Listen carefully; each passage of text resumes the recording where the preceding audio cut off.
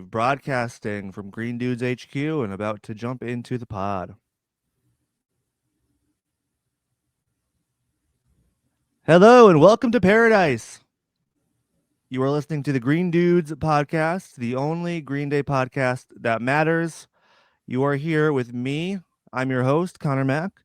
And as always, I'm here with my best pal in the Green Day verse, my Green Day comrade in arms, my dude wife for life, my BFFFFFFFFFFFFFFL, my esteemed partner in not only matters of the heart but business alongside Mr. Billy Joe Armstrong. And I think I probably added things to that at some point, but going back to basics.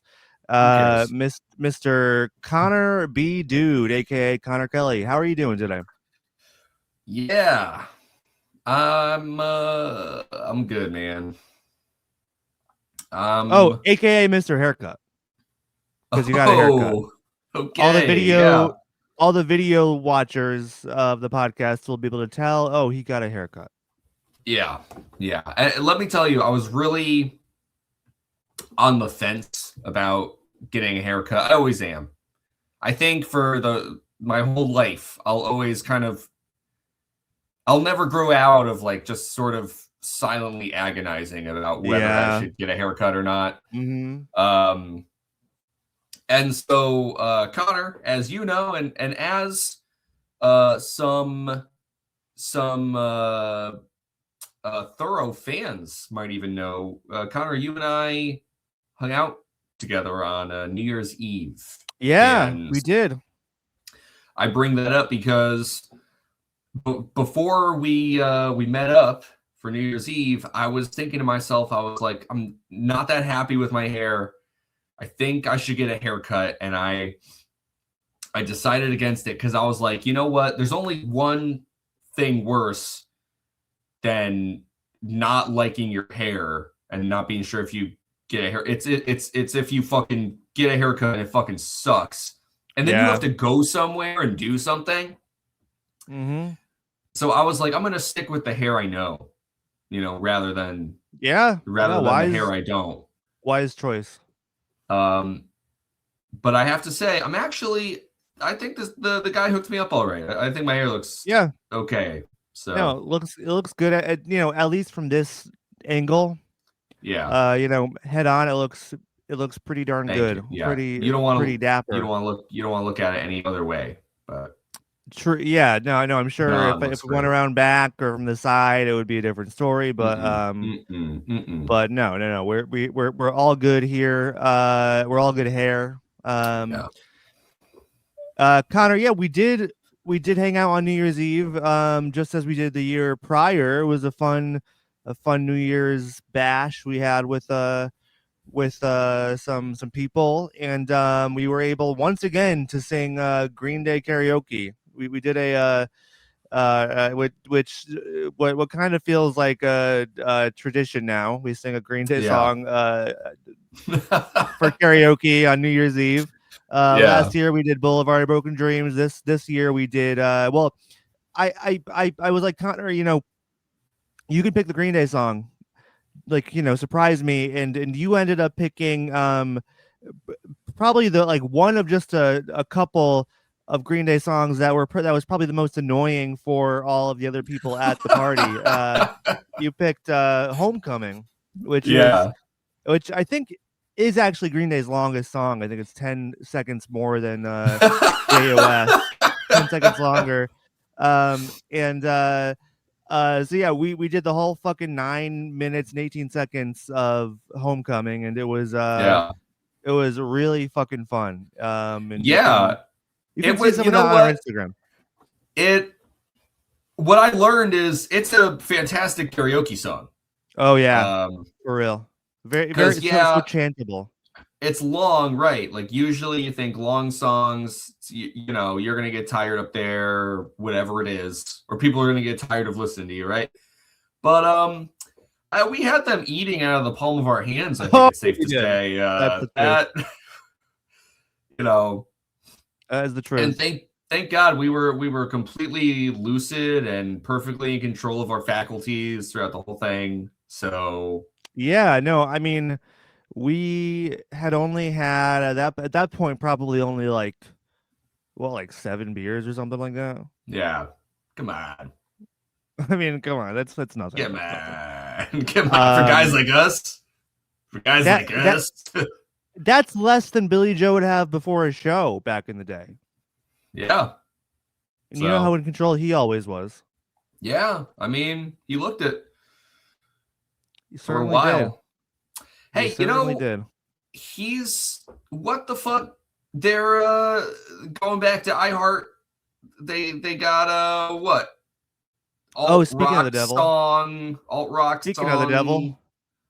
something. Um, They're up for an yeah, award. yeah. I did see that. They're Yeah. up for an award, and then also I think they're playing.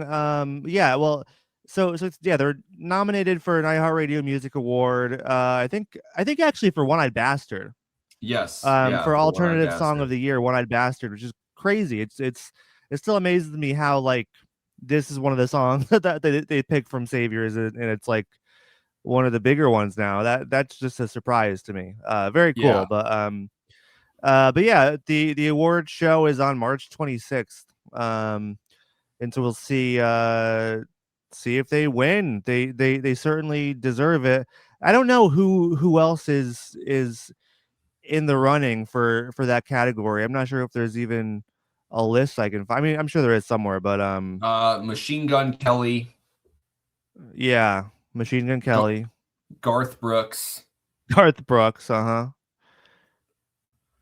Um, alternative song of the year. Turnstile, of course. Yep, Turnstile. And also, Geese, Yes, that's right. And the Geese. Geese song. Connor, have you been listening to Geese? Geese are really having such a geese explosion right There now. has been a geese explosion all Like across the nation. the geese are like let out of containment. Like People are having geese gasms all over the yeah, place. it's really. I mean, come on, come Connor, on. I actually don't know. I when the hype was first starting to build, I did add the album to my library. Yeah, But I don't remember if I listened to it and was like, "Oh, this isn't for me," or if I right, was just like, or if I just was like, "Oh, I just don't think it's for me. I'm not going to listen to right, it." And then what happens with these kinds of things is like the hype and acclaim kind of takes on a shape of its own, and that shape always is very unappealing to me. And I right. I don't have any desire to listen to it. I really don't want Yeah, to listen to it. yeah. How about you? I feel like in like 8 years, you might circle back around and be like, "Hey, these Yeah, geese guys are pretty good." yeah, exactly. Yeah, Or way sooner, 8 months, who knows? But no, I kind of real. I was on sort of a similar thing where I don't know when their album 3D Country came out, but I have that downloaded on my phone because whenever that came out, that made some waves. yeah, Um, but I kind of realized it feels like. I mean, what? Obviously, they must have a record out this year or something, right? Because that's yeah. They have a different. It's the one after that. right. Um, And I it's so called it's called Geese Shit. No, I don't know. okay, I don't really care what it's called, but I was Geese. I, I was sort of like, hey, I do actually have a geese record that at Yeah, one point I was kind of like, hey, maybe I should check this out. Never listened to it, and now I'm like, I don't know. I guess in some alternate timeline, I'm a geese fan, but now I'm kind of just like bewildered. Um, yeah. you know, Yeah. It's strange. I don't know. I just it sounds like one of those like indie rock records where people say it's so revolutionary, and but really it's just like dudes playing rock and roll music, and it's kind of I don't know. I mean, I get it. I it's get it. it's different. Like I don't know if I'm always so resistant to hype. I think sometimes it does get me, but like um there's just something about the way this album is being talked about that is off-putting to me. And I can't Yeah. really pay.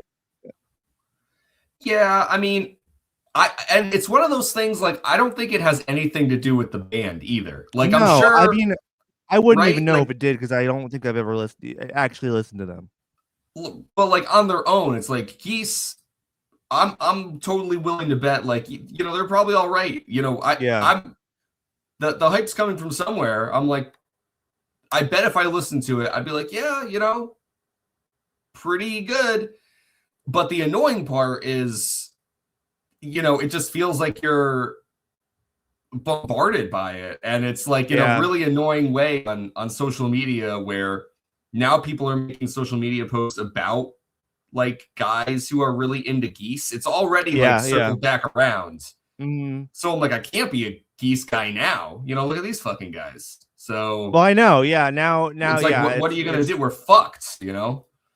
exactly. Yeah, it's I mean, I think we wait we wait until it cools down a bit, and then It has to we die down. it has to die down, and then we can dip our toes back in the water and Yes. see if we're into Yes. this band. And then you know Do you what? They'll come out with a record that actually totally undelivers on the hype. Everyone was Yes, like, "Oh, this 100%. one they totally fell off." And then we'll hop Yes. on. We'll be like, "No, Yes. this is the fucking Geese album you got to Yes. like lock Absolutely. into." Yeah. 100% that's gonna happen. We'll Same be thing those kinda guys. yeah, that does seem to happen, like, Mhm. for me at least, I feel like that happened with, like, Fiddler. They're very different bands, but, like, there was the one that had their first record came out, and there's so much hype and stuff, and I listened to it. I didn't like it at all with, and then they had their second record that came out, and people are like, "Oh, this kinda sucks." I was like, "No, this is the good shit. What are you talking about?" Yeah. Yeah. Um, so it happens like that for same thing kinda with Waves a little bit too, like, these are very different bands than Geese. These are there's, Yeah. like, surf rock bands, but that trajectory does, it does have for me, Mhm. it's the contrarian in me really comes out, Yeah. We've talked about this, Connor. You want to yeah. be the minority. I mean, Uh-huh, yeah, it's not even a conscious thing really. Because I do it's fun to be like part of a cultural moment with other people too. Like that's not a bad thing. Like with a like Turnstile becoming huge. That's different because like I've been into Turnstile since like they're since well before they became like a yeah. massive mainstream That was band. that was 2016, right? I mean, Yeah, 2015 when Nonstop Feeling came out. yeah. I remember listening to that record all that summer. Um, and then yeah, it was like 5 years later or something they got big. But it's fun to be a part of these moments, but other times I'm just like I think it really depends on like who is like hyping them up and what they're saying and just like and in the case of Geese too, like and we'll move on after this because we have a lot to cover. But Oh yeah. uh the weird thing, like the one thing I did see about Geese and I like really kind of looked into was I saw this guy, I think the guy's name is Cameron Winters. Yeah. Yeah. He's the lead singer and whatever, the main guy. Yeah. Um his mother is like I'm not sure if you've seen this or you know what I'm gonna say. No, is he a His nepo mother baby? well, yes, well he's a wealthy he comes from kind of a wealthy upper crust family, which is not surprising. Like the majority of these hype indie bands do come from that kind of background. And that's not really like there are great artists that are nepo babies. Like Yeah. I'm not trying to It's diminish true. It's talent or say true. they're not It's worthy. true. It's true. Um, but but she like his mom is like famous for writing this book about like her marriage to Cameron's dad and then like opening up their relationship and like it's like the book is kind of famous for like people being like, oh, this just sounds like you're like convincing yourself that this is like the right, like it's like a miserable book, and like uh not that I'm Yikes. like against an open relationship or anything like that, but the way, but it's Right. just like a very kind of like weirdly um like talked about. It's just a very weird thing. I don't know. Like Yeah. it's like the No, book is all about like her sexcapades and stuff and like this open relationship. And so just like thinking about like how fucked up Geese must be. Like he must be a right. bit fucked up over that. Yeah. The This is the son. So one crazy goose we're dealing with here. yeah, so I feel like it might be like I don't know. It could be like a just a like maybe his psyche is so fucked and that's why Geese is Maybe. I you know, so below. But it's weird. That's the one thing I know about the band. I That's haven't all heard that I that. know about. That's great that you know that and that I now know that. I will go forth and share that with anyone who somehow brings up Geese in conversation. Oh, Geese fun fact, Yeah, yeah. Oh, you're into Geese? Yeah. But it's funny too, like just talking about the whole contrarian hype sort of deal, that yeah. whole, because here we are, obviously previous Green Day album we discussed, Dookie, which at the time, most hyped Green Day album there is, of course. And we know that Insomniac kind of is born from and kind of imbues itself with a lot of the contrarian opinions that like come with that hype boom. So there's always going to be a game of two halves, right? And so if we really were gonna be these guys that we are now today, like with Geese, without even listening to Geese, and we're like, this is what I think about Geese. Here's my unsolicited Geese opinion, the band I haven't listened to. Then wouldn't we be like, nah, fuck Dookie, but maybe I'll check out Insomniac, right? You feel me? Yeah, I mean, right? that's like if we were in our 30s when this happens, yeah, which is like where I think a lot, like plenty of music heads at the time, right? And people in the scene and shit, like it is kind of funny how these things go. And it's so easy to write off too, I mean, I know it's hard to say, like, you like wish you could say that, like, oh, I wouldn't be that person like 100%, but if we were in our 30s, it's like, well, is Dookie really even for us, like, right, exactly. And it might take until like warning or something for us to be like, oh, actually, these Green Day guys are pretty good, but I don't know. I don't know. It was a totally different, critical ecosystem back then. A totally different, like, were there contrarians? Yes, of course. That, like, the 90s is kind of famous, like the Portland 90s rock guy is kind of like a well-known stereotype of like music listener. But I don't know. It's really interesting to think about that, and it's hard to say. Yeah, it is. Honestly, I'm really just trying to say, like, we're old. We're fucking old. We're old, and we planted our flag in the ground a long time ago. You better fucking believe 20 years from now there's going to be a Geese Dudes podcast, and it ain't going to be us hosting. No, these it'll things, be our sons. It'll be our children. It'll be our children. Yeah, that's right. It's cyclical. It is, yep. And we may not understand their love of the band Geese, but we will be like, okay, we were there once, Our fathers didn't, really I mean, both our dads, I think, are lovers of rock and roll. So, yes. And I think we're into Green Day, like, along with us, for like, yeah. they weren't like, oh, your music these days, the music these days. So like, no, they were down for it, you know. They were supportive. Yeah. Yeah, Yeah. and I think that's how we would be if our kids were big Geese fans. But we That's wouldn't true. be like we wouldn't be like so in it, you know. We'd still be Yeah. like, oh, back in my day, we I'm a Led Zeppelin guy. I'm an AC/DC, Yeah. you know. Right. It's like kind of Yep. how my Yep. dad was. So that's just the cycle of life, and it's a beautiful thing. It is. Um, It's one of those. It's like, kids. It's so easy to get upset at it, but as I get older, I feel like I see the humor in it more and more. Almost, it's like it really just doesn't fucking matter. yeah, So you might as well just fucking think whatever you think, right? Like, who gives a shit?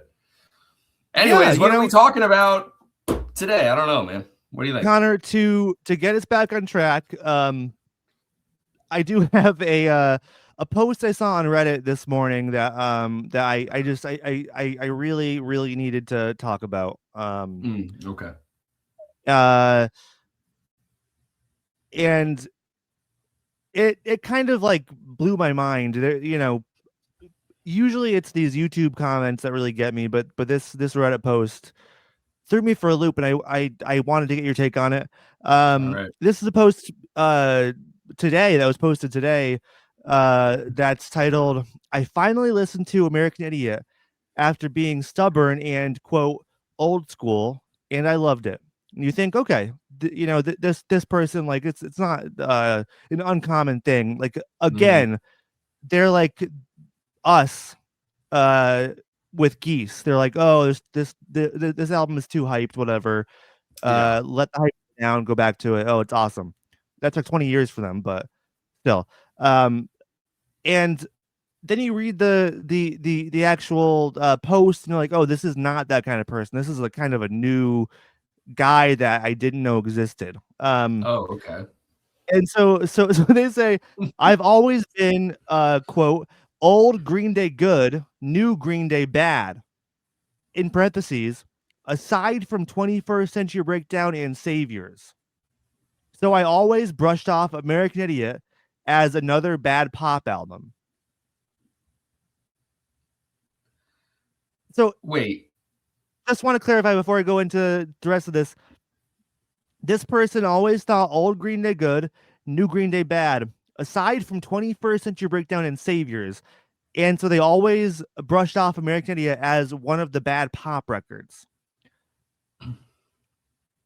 So even though American Idiot it came out before 21st Century Breakdown, uh for some reason in their head, uh American Idiot is one of the bad pop records, while 21st is one of the good Green Day records.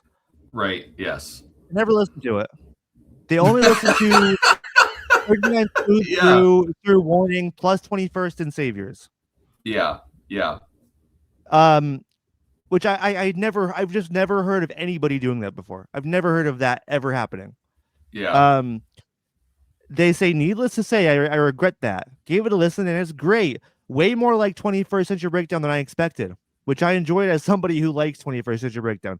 And then everyone in the comments is like, yeah, 21st Century Breakdown is like American Idiot, but just like expanded. Like Yes. it's, I mean, so my thinking is like, this person must be like a Gen Z person who just kind of like Right. came to the wrong conclusion, or like made an assumption about about where the line is drawn, and like saw some comments online saying, oh, 21st is actually really good, oh, Saviors is really good, and just like American Idiot was like too big for Yes. like where people don't feel the need to say that, you know, like it's just a given. And so they just kind of were like, oh, I guess this is one of the bad ones then, because no one ever talks about it or says that it's really good actually. So I mean, this post just like just it just really blew my mind. Yeah. Um, I do think we've discovered a new type of Green Day listener. I mean, I think you're spot on that this is someone who's young, and Yeah, and there's the more, you know, Green Day continues, there's going to be like weirder and weirder fucking divergences in the fandom. Like, I don't know. It's obviously like conceivably any Green Day record can be someone's first Green Day album for some reason or another, you know. But yeah, I mean, like I don't know, having to like fucking dig through you know, probably a whole bunch of stupid ass social media shit, and you know, who knows how they're getting into this, or like fielding other people's opinions or what.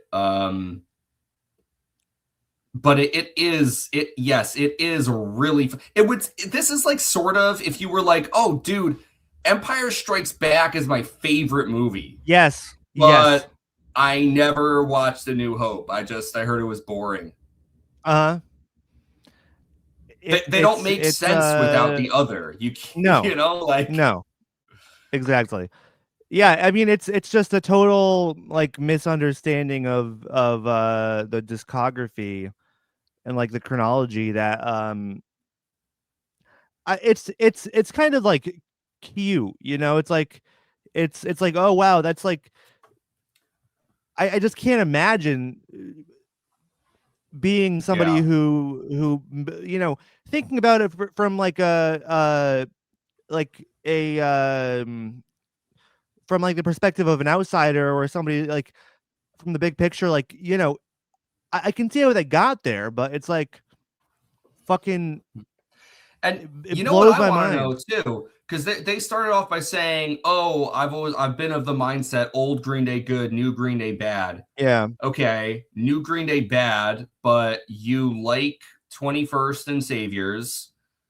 What does this person consider old Green Day? I mean, think of all, like, the legions of Green Day fans that would laugh in this person's face. What is old Green Day to you? You Yeah. know, are we just gonna take 39 Smooth through Warning as that, is that old Green Day? Like, what is this person even specifying?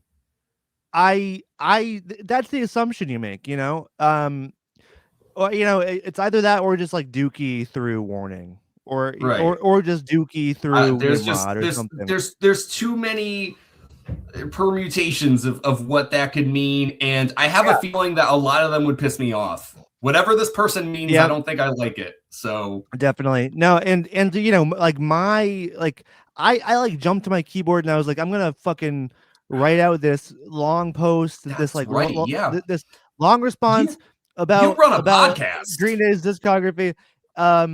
And we do have a Green Dudes pod Reddit account that I was like, I'm gonna put this guy in his log into this. I'm gonna be a poster. I very rarely ever post on like anything on Reddit, but I'm gonna do it. And then I was like, no, I'm not gonna. I'm gonna hold back.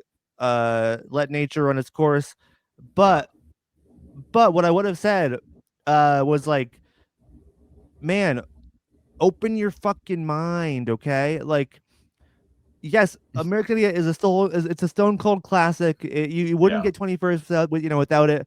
But also those new Green Day terrible pop records, especially the fucking trilogy, reminiscent of the 90s records. If those are what you're into, just give them a chance. Just give them a chance.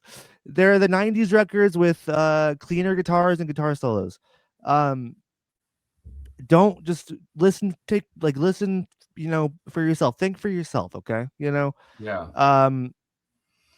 So if you're listening, this person has the username Perm182, so they're a Blink fan, obviously. Perm182, if you're listening, give the trilogy a chance.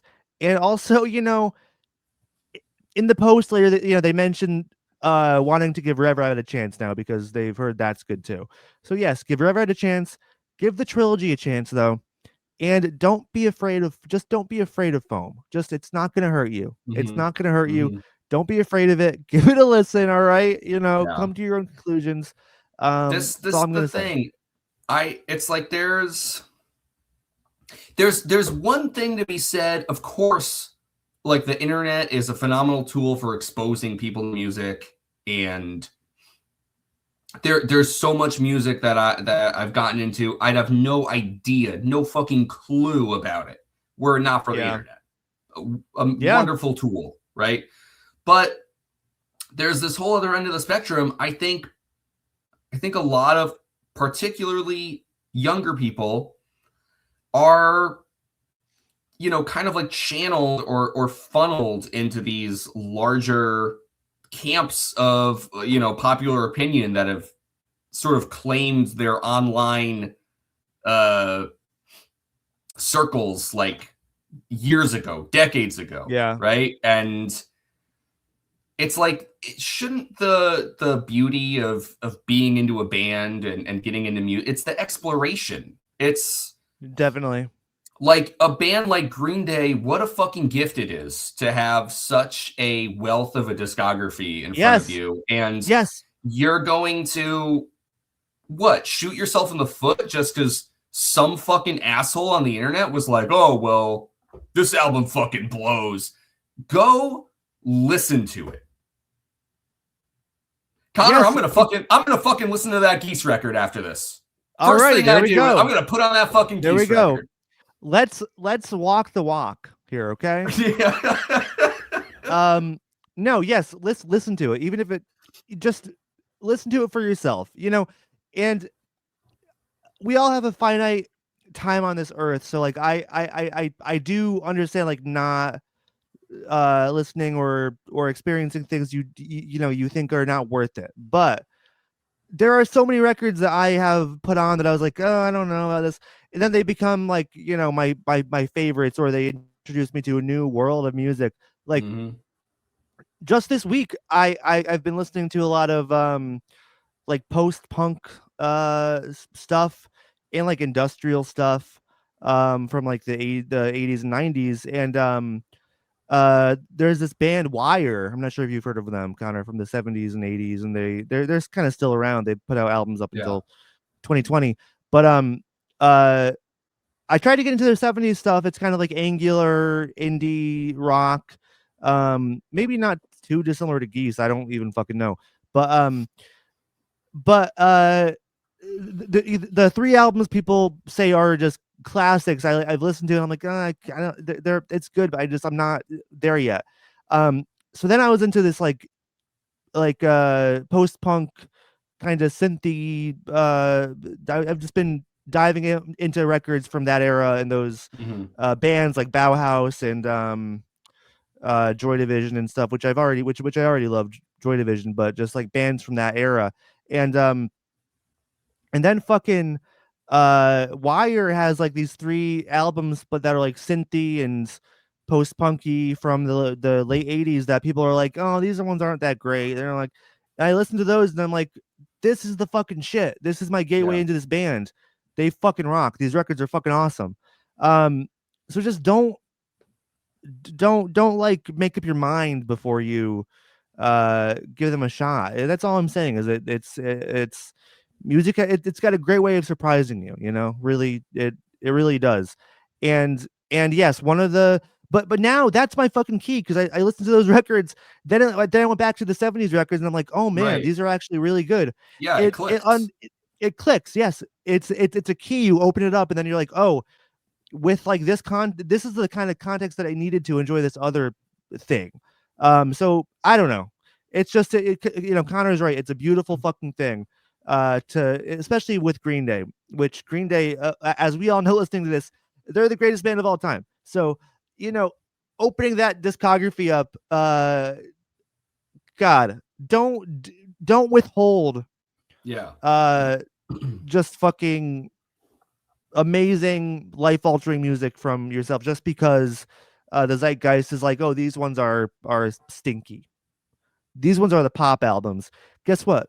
Like, they're all pop albums. Like, they're all pop albums, and they're all not pop albums by whatever definition your a pop means to you. So, anyways, moving on.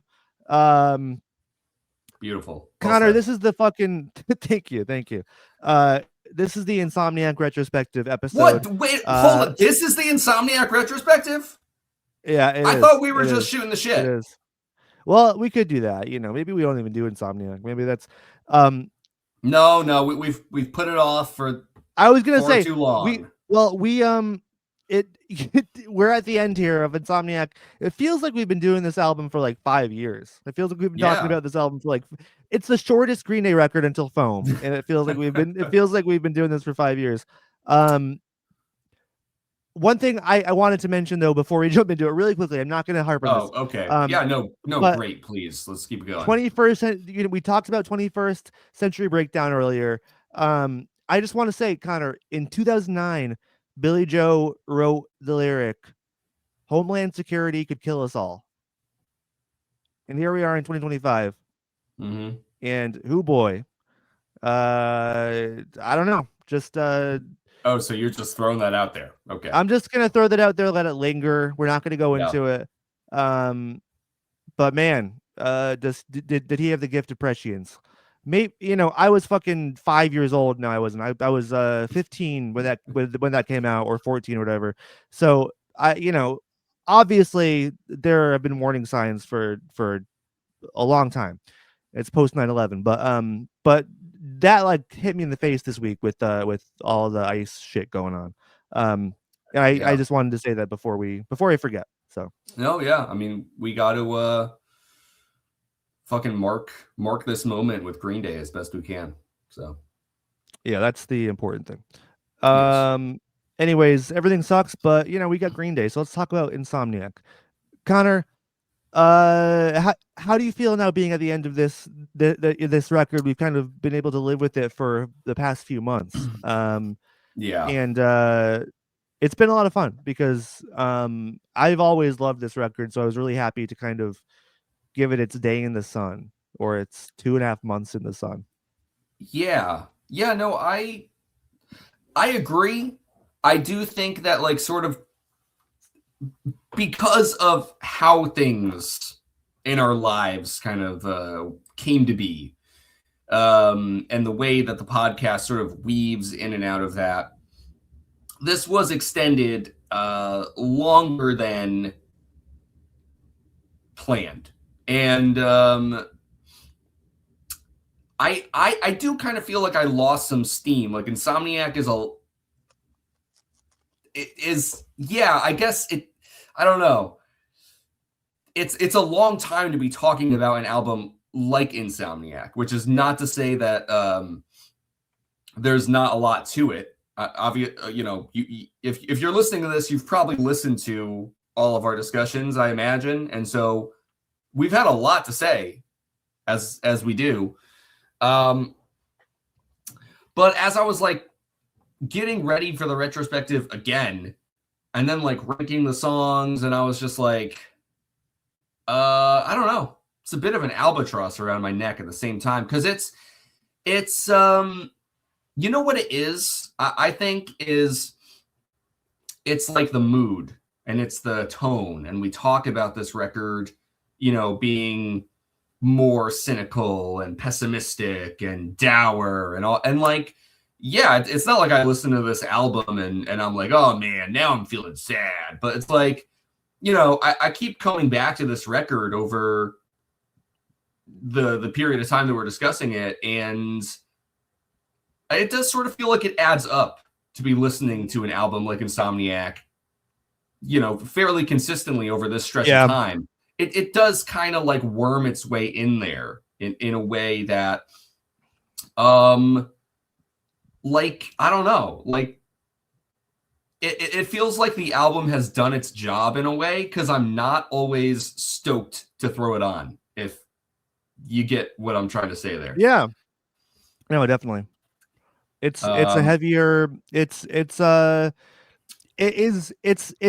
very like digestible record in the way that it's short and full of like 3-minute pop punk songs, but fucking having to come back to it over the course of like 2.5 months when like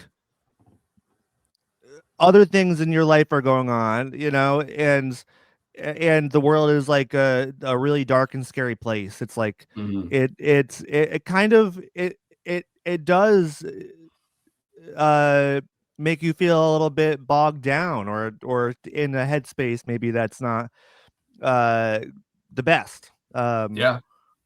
And again, that's not the record's fault. It's not it's not meant to be uh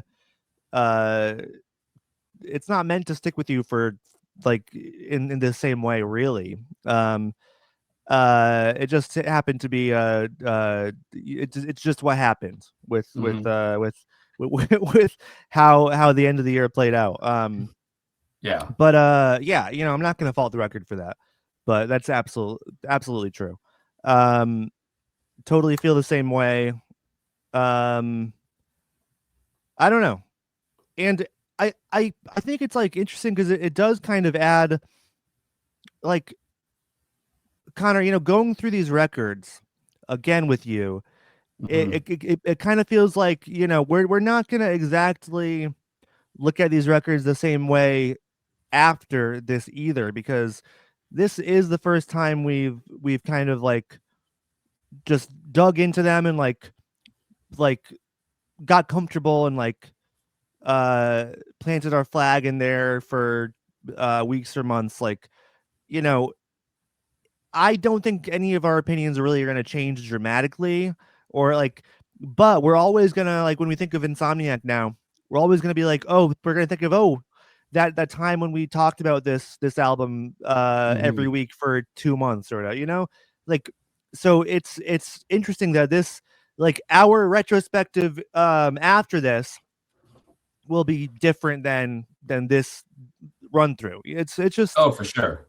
it's just funny how it changes over time, and with, as life progresses. But yeah, I don't know. It's a fucking terrific record. I'm so happy we talked about it. um Connor, I'm ready to get into our ranking if you want to jump in, unless you want to, have anything else to say about the record itself. Obviously we'll talk about the record as we go through the songs. So yeah, that's kind of what I figure. Like, as we go through our rankings, I'm sure we'll have more to say about the album. And then at the end, if there's anything we didn't get to, I figure we can kind of bring it up then. I just want to reiterate that, I'm right there with you. Like, not holding it against the album, or taking any points off it for having it be, a bit of a more, I don't know, a heavier listen. But I like what you're saying. It's like, sometimes it's tough to jump into. It's like, I think with Insomniac, like, when I'm listening to it, it's not that, like, I'm like, oh man, this record's making me feel sad. It's like, no, like, Billy was onto something. The world is a sick machine, and it is breeding a massive shit. Like, the problem is that when I listen to this record, is it doesn't just feel like disposable teen angst or whatever. It feels like there's like a real sinister truth to it. And it's not that that's like a revelation, but yes, I guess in times like these, it's like it kind of pushes me like more toward I guess a kind of a jaded, like a jaded perspective. And I don't think there's anything wrong with that. In fact, I'm usually, I kind of have a side eye when people will be like, oh, the world sucks, so I'm just, I'm watching somebody make me feel good. I'm like, fuck you. Watch something that's fucking real. All right. don't go on Twitter. Scroll, open your phone and scroll through Twitter now.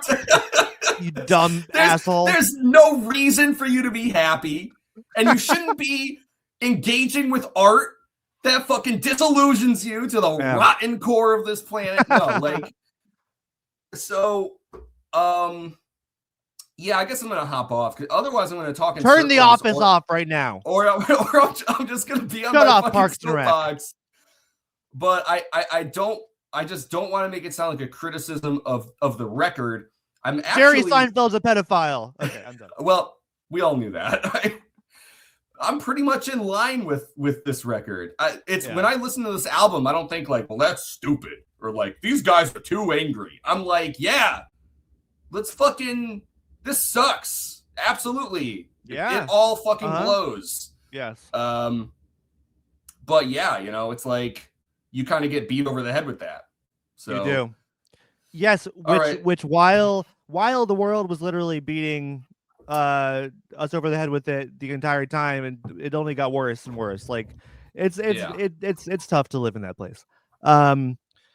Okay, Connor, the great ranking. The great ranking. Insomniac, the great ranking. Who goes first? What do you want to do? I don't know. Do you want to do rock, paper, scissors? Oh yeah, let's do that. You want to just do one? Just one rock, paper, one. scissors? Yeah. Best one out of one. All right. Okay. Let's do it. Okay. Wait, I'm not gonna talk. I'm just gonna It's okay. It's okay. Okay. All right. Rock, paper, scissors, shoot. Scissors. We both did scissors, so I'm gonna try and get it. Yeah. Okay. Ready? All right. Rock, paper, scissors, shoot. Are you kidding me? Are you fucking kidding me? All right, let's do it. All right. Okay. One more time. Okay. Rock, paper, scissors, shoot. Yeah. What? But yeah, okay. Let's try and do it. Okay. One more time, I guess. Okay. One more time. Hit one more time. Rock, paper, scissors, shoot. No. Okay. It's not going to be rock, paper, scissors. I don't know. It's not going to be rock, paper, scissors. I don't know. I don't know. I'll go. Okay, you go I'll first. do it. That's statistically impossible. Okay. Yeah.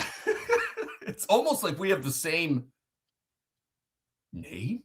What? Wait a minute. Your favorite band is Green Day? Blame the Connor hive mind, okay? Yep. Okay. So there's 14 songs on this record. You fucking better not have put Brain Stew and Jaded together. There's 14 songs on this record. I would never do that. I'm just saying, be a cop out to be like, oh, whatever. I agree. You're right. You wouldn't do that. You're right. You wouldn't do that. Number 14, Babs Uvula Who. Wow. Okay. Yeah. So, Okay. Not surprising. I think no, probably not. I don't think so. It shouldn't be. I have a feeling our lists are. I don't think they're going to be very similar. Our Dookie lists were kind of close together. Yeah. No, I don't think ours are going to be as similar at all. I feel like this song to me, it'll be a little harsh, but I mean, like it's repetitive, it's garbled, it's garbled, and it feels like a song that's just about being angry. Like, when I listen to the song, that's like all I get from it. And I do appreciate our discussion. When I was kind of thinking back to like when we talked about it, we were like, hey, but the character's a little sympathetic. I think we almost described him as like a Tim Robinson character where they just fly off the handle, right? And it's like, so inside, like they're sort of like this pathetic little cretin, right? But the song is really just about them being angry. And whenever I listen to Insomniac, I feel like this is the song that I'm still, even now at my ripe old age, sometimes it feels like I'm kind of just waiting for it to be done. And when we went through different songs on like on Dookie, and we did our ranking, you know, I'd be like, oh well, this one really grew on me, or like, you know, like that. But some of these on my list, it felt like for some reason with Insomniac, I still hold a lot of my teenage opinions, actually. Maybe there is something to the teen angst after all, and I might just be holding on to that. But I think I would have told you even back when I was fucking 14 that Babs Uvula Who was my least favorite song on Insomniac, and it's my least favorite song today. I don't doubt it. Yeah, no, I mean, that's totally fair. I think you and I have pretty different feelings on that. Well, not different feelings or thoughts, but different I don't know. Anyways, I think I just relate to the Babs Uvula Who character a bit more than you do. Yeah. Connor, number 14 on my list is Tightwad Hill. All right. Okay. Tightwad Hill is a fun kind of punk song about you know, an East Bay area, something that's you know, near and dear to Green Day's heart, and you know, I guess about type of people we all kind of know and or have known, and but you know, it doesn't do too much for me. I like it quite a bit, but like I feel like even the songs on this record that you could say are like kind of annoying, I get more out of than Tightwad Hill, I guess. Yeah. Well, I feel that because I put Tightwad Hill at number 13. So all right, there we go. I'm right behind you. If you got Babs Uvula at 13, then we're pretty close actually so far. Yeah, but I know not you quite, don't. not quite. Yeah, I feel like Tightwad Hill, I was like, this song is fine. But sort of like how, when I'm listening to Babs Uvula Who, I'm like, this song is kind of just about being angry. I listen to Tightwad Hill, I'm like, this song is kind of just about being fucked up. Yeah. It's not that there's something wrong with that, right? Like, I don't necessarily need a song to feel more complicated or to feel like it has like more depth. Although I do usually gravitate to songs that I feel like have more depth and are more complex. Like, I don't know, I can't fucking deny that either. But yeah, like that Geese album. Like that Geese album. If you don't like it, you don't get it. Yeah, listen to it again. So I don't like, and Tightwad Hill, I don't know. Yeah, it kind of just gets in and gets out. It's fine. I was sort of thinking, I was like, man, if every song on Insomniac was like Tightwad Hill, then it really would be the Meth album. But yeah. But there is a lot more to it than that. And I feel like Tightwad Hill kind of is just part of that piece. Yeah. Agreed. Number 13, Connor, for me is Brat. Okay. And I mean, this did kind of surprise me, because I do really like the song. And I don't know, like I feel like I liked it more than you did too, but like making this list was very hard for me to just a lot of these songs are just like very close in my in you know, my mind. And like Brat is like a fun song. It was a fun song to hear live when I heard it live and to chant along and stuff. And go crazy. And but this, it really might be like the most bitter Green Day song, or close to it, like the most like, and obviously that's the character of the song, is it's a spoiled little brat who is, waiting for his parents to die and stuff. But it's like it's like it's like a very kind of dark character study, that does kind of get old fast.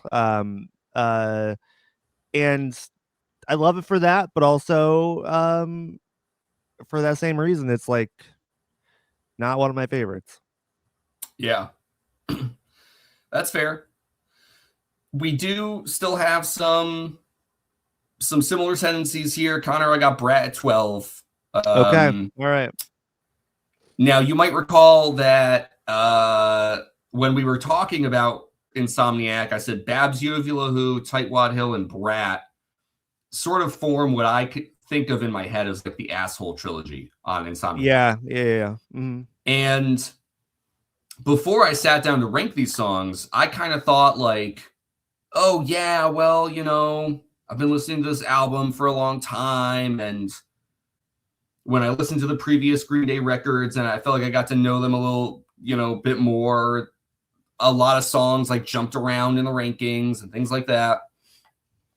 And so I thought that these three songs would actually would have a little more distance between them. I kind of thought they would hop around the list and surprise me as well. Yeah. But yeah, when I was listening to the record, I'm like, no, I just don't think these songs are as good. And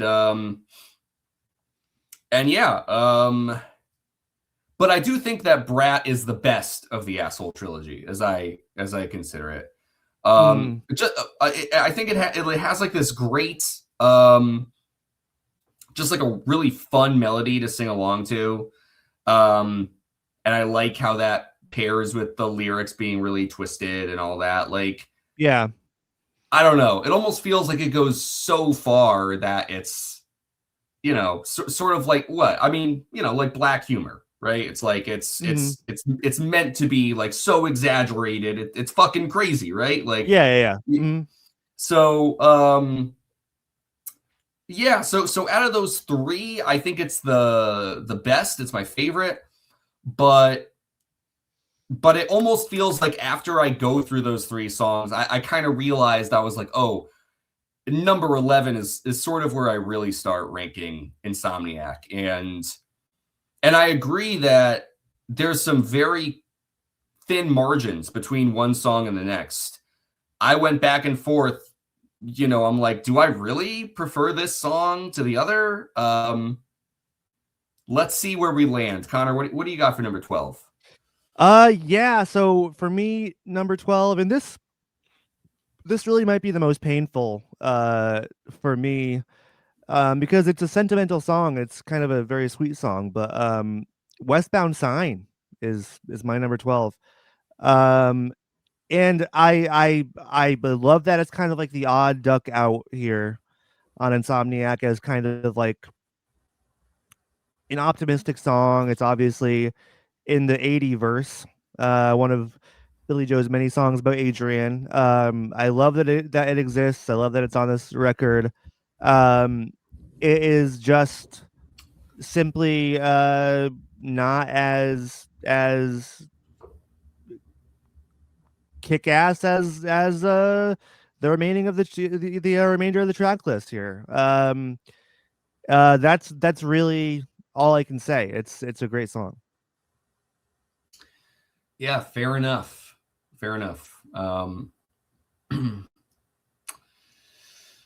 We'll be coming back to that. All right. That's how it works. We loop back around. All right, number 11 for myself here is Stewart and the Avenue. Oh my fucking god! Yeah, yep. That's crazy. That is fucking nuts to me. I said what I said. God. I said what I said. Stewart and the Ave. That fucks me up a bit. Yeah, Stewart and the Ave. Yep.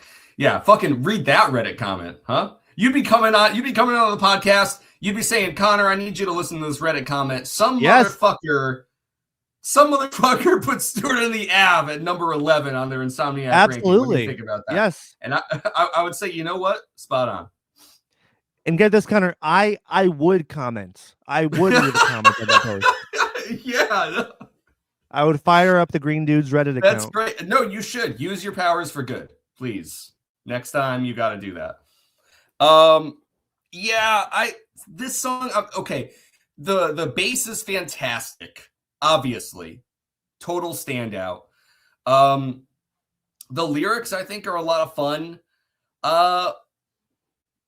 But I like it. It doesn't, for me, it doesn't feel like it has that much more going on for it. I think it's cool. I'm pretty sure you were saying that Mike wrote this song and is right about a breakup. I mean, like, yeah, I think so. All that stuff, like that's interesting. That's cool. I like it for those reasons. This is like one of those rankings where it's nothing against Stewart and the Ave.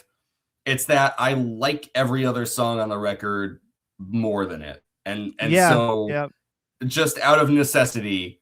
And that's going to be, I mean, like, just for the like, that's going to be true for all the songs on Insomniac. That's a preface for the going forward for both of us. Yes. Because I don't have any fucking qualms being like, yeah, Babs, Uvula, Who, Tightwad Hill, Brat. I'm like, I don't. For me, like, each one of them has something a little shaky. My personal opinion. Yeah. But from Stewart and the Ave on, I'm like, all these songs are fucking golden, and now I have the fucking task of figuring out which ones click with me more or less than the other, and that's like the road that we're taking right now. So. Yep. It's not easy. This is not easy. We're killing our darlings here, Connor. I know. This is the hardest part of our job, to be honest. I dread. It's like having to fire somebody, I would imagine. I mean, I've never fired anybody, but if I had to, it would kind of feel like this, I think. Unless they were like a real piece of shit that like I just hated. Right. If they were a total brat. If they were a total brat, then I'd be like, get the fuck out of here. You know, that's what I would. That's what I would do. Yeah, like you're an umpire. Yes. Yeah. Exactly. I'd be like an umpire from baseball. Okay, so let's see. What am I at 11? You're also at 11 now. Yeah. So okay, this is another big one. That is. I mean, I'm not sure if it's gonna surprise you, but it kind of did surprise me. We'll see. At 11, Connor, I have Walking Contradiction. What? I know. What? It's a real Stewart in the Avenue moment.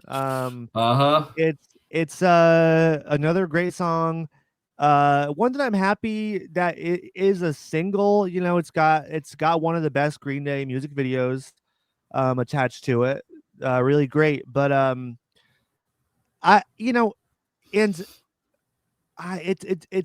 it's just like I just like what the rest of the album is doing more, you know. I think I mentioned too, like it does kind of feel like kind of signaling what we are going to get into on in Nimrod. So there's a part of me that just feels like a Walking Contradiction is kind of just like literally them walking away from Insomniac, kind of. And so I don't, I don't hold it in the same Insomniac mold or whatever. And I mean, for that reason, I'm just like, oh, okay, this is a nice song, and it's a nice way to close out the record, but doesn't really doesn't really fire me up in the same way the rest of the record does. They could have closed this album with like a really hard, heavy hitting song. Like they could have closed it with like Panic Song or something, and that would have been like kind of like a more epic closer. I'm happy they didn't do that. I don't wish they did that. That's but I'm just saying for that reason it kind of feels like all right, this is just how I am. I'm gonna keep keep moving on. So it's I don't know, just not as intensely um enthralling for me, I guess. It doesn't I'm just not as hooked. Yeah. Yeah. No, I see what you mean, man. I think we talked about this on the episode for it, but I like how you were saying it's almost like them walking away from Warning itself. And I feel, or I said Warning, Insomniac itself. And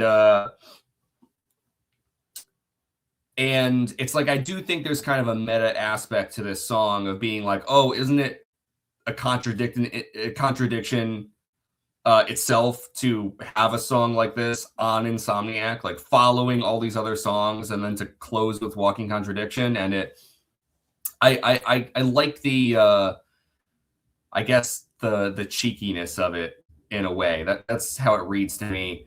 Connor, so far we are close because I have Walking Contradiction at 10. So Wow. we are. I think there's going to be some. It sounds like there's going to be some big swings individually, Yeah. but I think that's right. Yeah, Walking Contradiction I have at 10. I really like the sing-along nature of this song, and you're absolutely right that it feels like it leads nicely into Nimrod.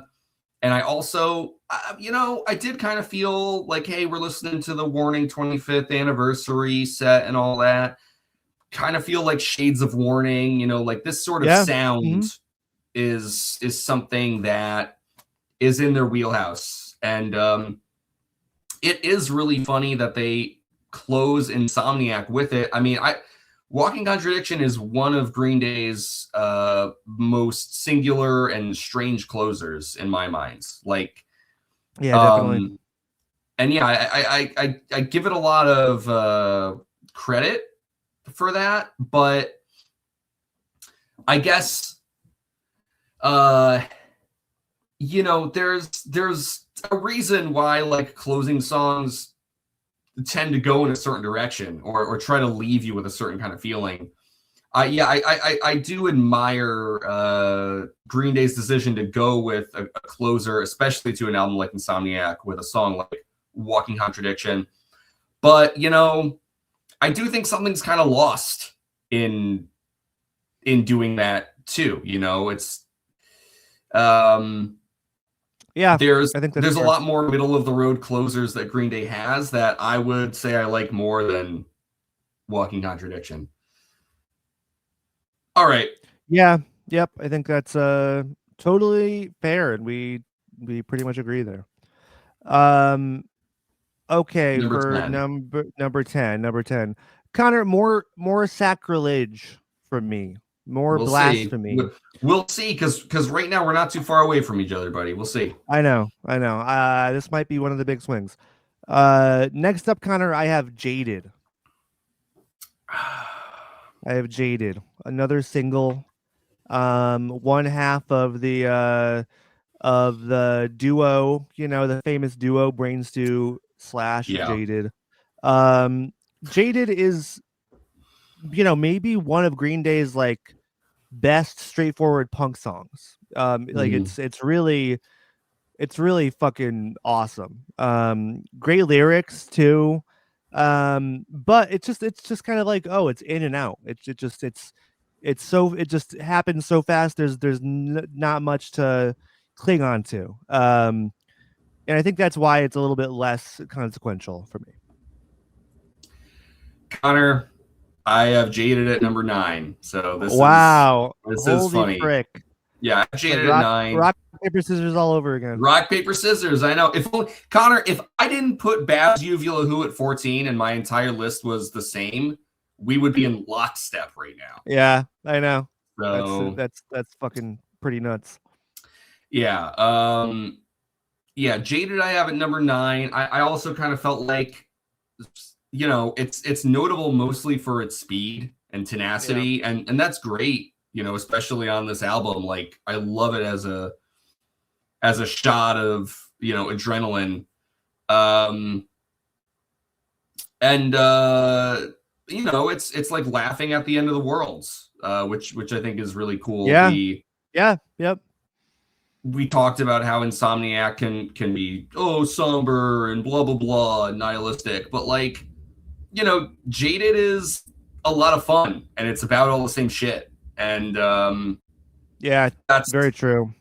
They thread that. It's like when we talk about fucking Insomniac, obviously, if you've listened to Insomniac, you already know what we're saying. It's not like Insomniac is some like morose fucking, like fucking like funeral dirge. No, there is so much energy and even brightness, at times. And Jaded is definitely a spot like that on the record. And hey, sort of a St. Jimmy precursor. Really a fun kind of thing just to have on here. Jaded at number 9 for me. Yeah. Precursor to St. Jimmy in more ways than one. We got the connective tissue between Brain Stew and Jaded, and Are We the Waiting and St. Jimmy, and the punk fucking barn burner kind of balls to the wall attitude and speed. Oh, yeah. Connor, that barn will not be left standing. That barn is burned to the ground. Burning down. Rest assured, all animals have been removed before the fire even started. They're safe inside. We have them all inside. They're in the kitchen. They're in a different barn. They're in the kitchen. No, they're in the kitchen. They're in the kitchen of the house. Okay. Just for the night. Okay. Connor, next up, number 9. I have Babs Uvula Who. All right, there we go. Which obviously was your number 14. We're back together. Yes. I do like this. I like this song a lot. Connor, you mentioned this character kind of coming off as like a Tim Robinson character, and I do get what you're saying, and I do agree with that. I have just been known to get myself into like little tizzies like this, and I do relate to the song quite a bit. So that it's that personal connection that makes me makes me like it a bit more. I see. Hey, that's cool. All right. That was number 9 for you. You said, right? Yeah. Number 9. All right, so I think 14 through 9, actually, we're very close, and it's just Babs Uvula Who that's the big swing. So let's see. 8 through 1. I wonder. Here's where it all changes.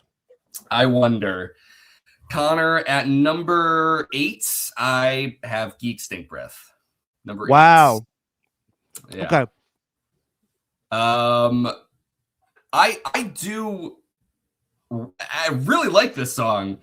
I don't know. It's like that chugging guitar riff, and like the gross, rotting feeling to the song itself. I know some of that comes from the music video, the teeth getting pulled, but I really feel like just listening to the song, listening to the way that Billy sings and like the inflections to his voice,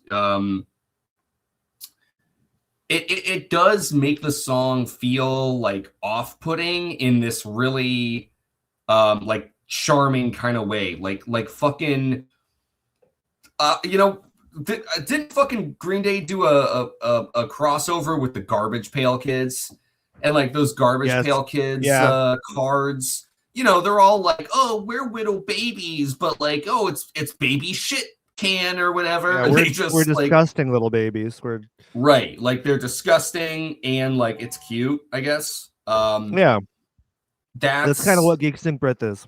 That's sort of, yes, in my mind. Because back then the band were babies. They were babies back then. They were just babies. Pretty much. Compared to now, babies for sure. Yeah.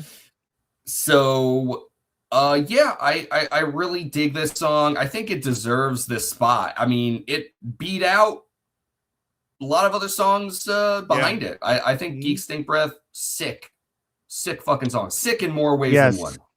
Those boys are sick in the fucking head. Yeah. I think that's a totally reasonable take. Connor, at number 8 for me, I have No Pride. No Pride is another great song.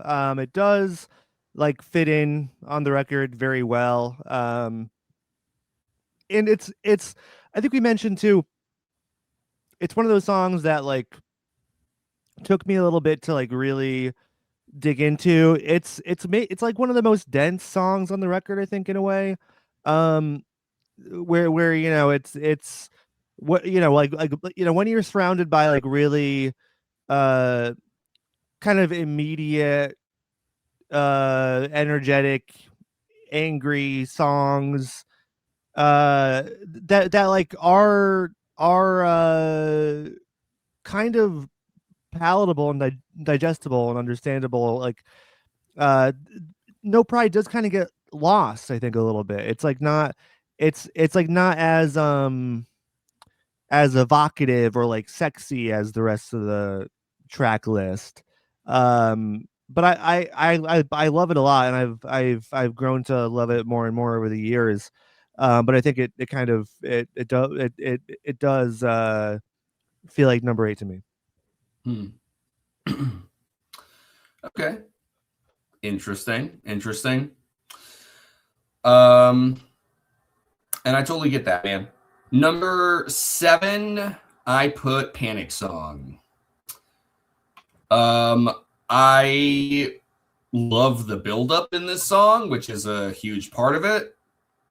I love the nihilistic lyrics. You know, I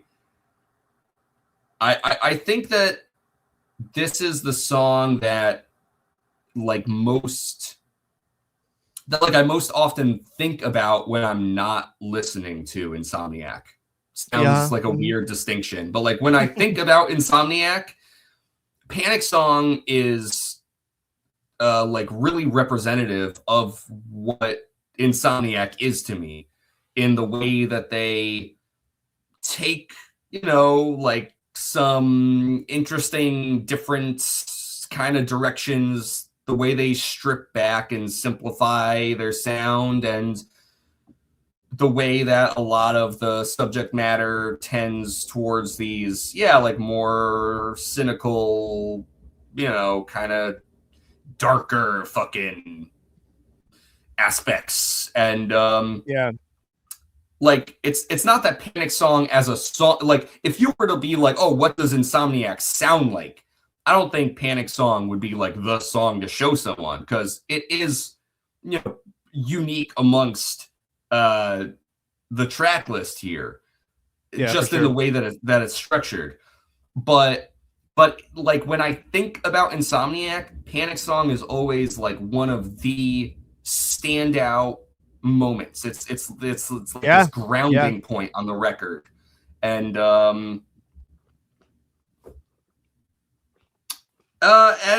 yeah, I don't know. And so yeah, great song. Love Panic Song. No, me too. I think you're right. I agree with you. It's but that just means that the rest of these songs are standouts in a way. You know what I mean? Like, yes. Like, and you know what? For me, that's how I would say it.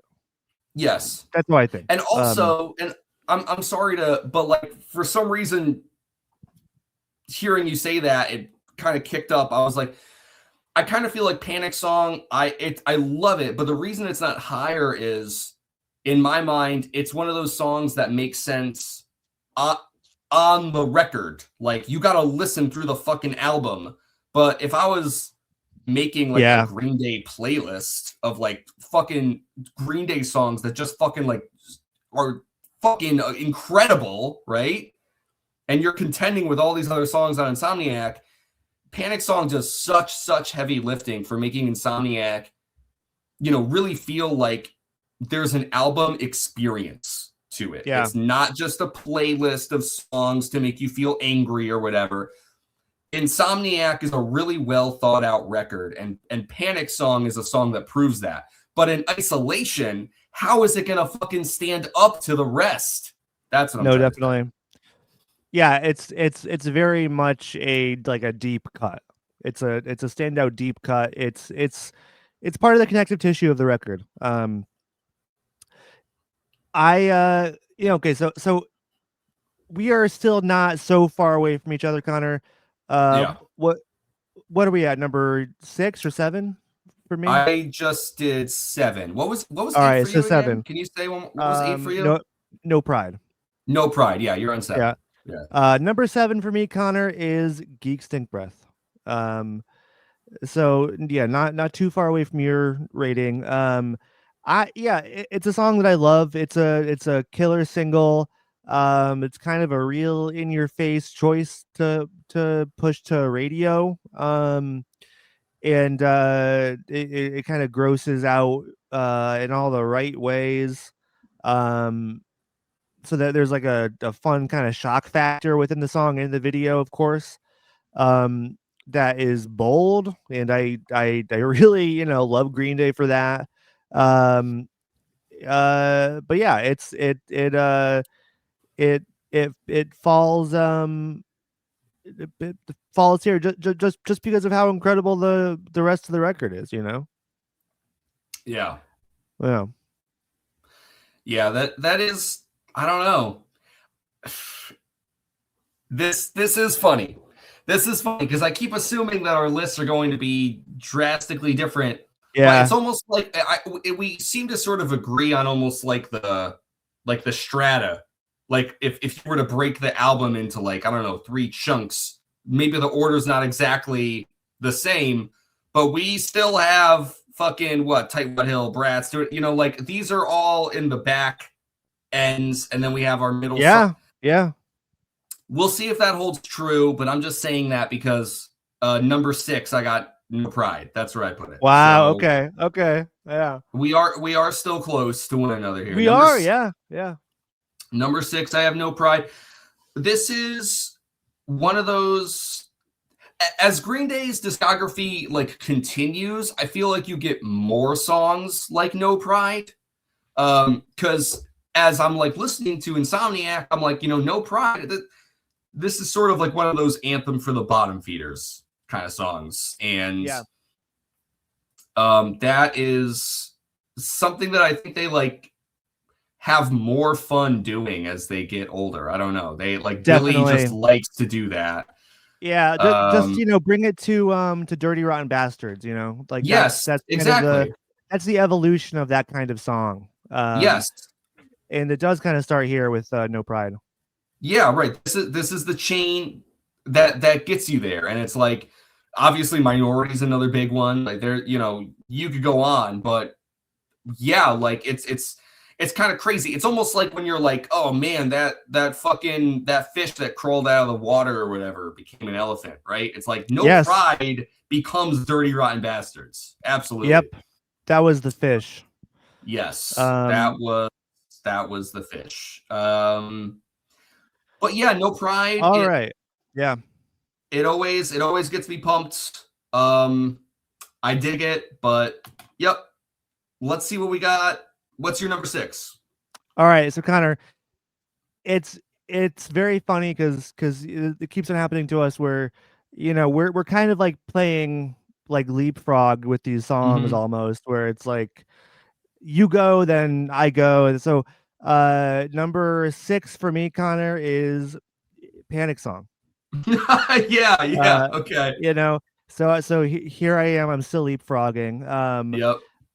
Yeah, what I was gonna say, I think I said mostly what when you talked about your ranking. It's a standout track of Insomniac.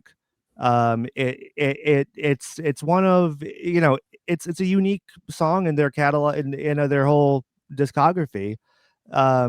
Just because the structure which you mentioned, it's the build up is like phenomenal. It's so exciting.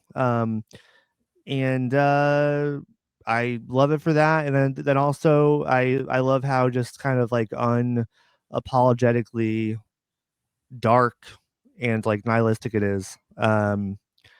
and you know, I said it before, but it more and more feels like oh, this is how the world is. Billy got it right in 1995. Yep. Especially, you know, these days. So, and that's it's not, you know, not an uncommon like in the 90s, like it was cool to be edgy and nihilistic and stuff. And so I think there's a little bit of that there as well. It's like not as not as like based in material reality as it kind of would be today, but it's just funny that you know, and it does kind of make me think of like Nirvana in utero, or you know, it's like just kind of like, man, fuck all these guys, you know. Yeah. I love the song, but it's just a testament to how great the album is as a whole, that it's like a standout track now is number 6. So Yeah. Yeah, it's a song that's become more true. Yeah. yep. I think if I'm keeping track correctly here, because we're about to enter the top 5, Connor. Yeah. We may not have the same order, just like we've been leapfrogging, but 4 of our 5 top songs are going to be within that band. We're going to agree on 4 of these songs being in the top 5. Yep, I think that's right. So number 5 for me is Brain Stew. Oh wow. And this one I went back and forth on, for sure. And you know, at first I was even I think I had No Pride at 5, and then as I'm like listening to the record and thinking about it, I'm like, do I like No Pride more than Brain Stew? No, I don't. And like I was kind of realizing as I placed Brain Stew in my top 5, I've talked about this before, talked about this with Dookie, especially, where sometimes I kind of get like Green Day single fatigue. Some of that happens because songs are, you know, overplayed. We've been listening to Green Day for the majority of our lives at this point, which is kind of crazy to say, but it's true. It's not an exaggeration. We've lived more time on this earth listening to Green Day than not. Yep. And so over the years, I've listened to Brain Stew a ton. You go to a fucking Green Day show, you're going to hear Brain Stew there. Pretty damn likely, you know? And I was like, you know what? Brain Stew, it's one of those singles that for me doesn't have single fatigue. And I kind of realized that as I was figuring out where these things should go. I was like, man, I think Brain Stew just really fucking deserves to be in the top 5. What an incredible song. And you know, it's pretty singular on the album too. Just like how we were saying that Panic Song is pretty unique, but more of a deep cut. Absolutely. Brain Stew's, I feel like in a different way, of course, but it's kind of just as unique as Panic Song in terms of like when you're listening to Insomniac, you know, I feel like Brain Stew is, you know, not like that build up. It's not the build up. It's not the speed. Brain Stew almost feels like a stalling point or like a stopping point or a checkpoint or something, or like you get stuck in it, you know? And yet it doesn't kill the momentum of the record either. Like sometimes you're listening to an album and you get to a humongous quotes on Brain Stew right now, slower song. And it's like, dude, what the fuck? I was just listening to the record and now we're going down this path here, right? But I feel like Brain Stew, it's like so titanic at the same time, you know? It's like lurching in a way that feels to me like really imposing. and grand. Like what an incredible feeling to conjure, you know, from a song. And it's one of those singles that I think benefits. There's actually a lot of historic weight to it, of listening to it so many, like all the collective fucking memories of us like listening to this song, of being together at shows. And so this song really does distill something very powerful. And as I've considered it, it's one of those Green Day singles I never get tired of.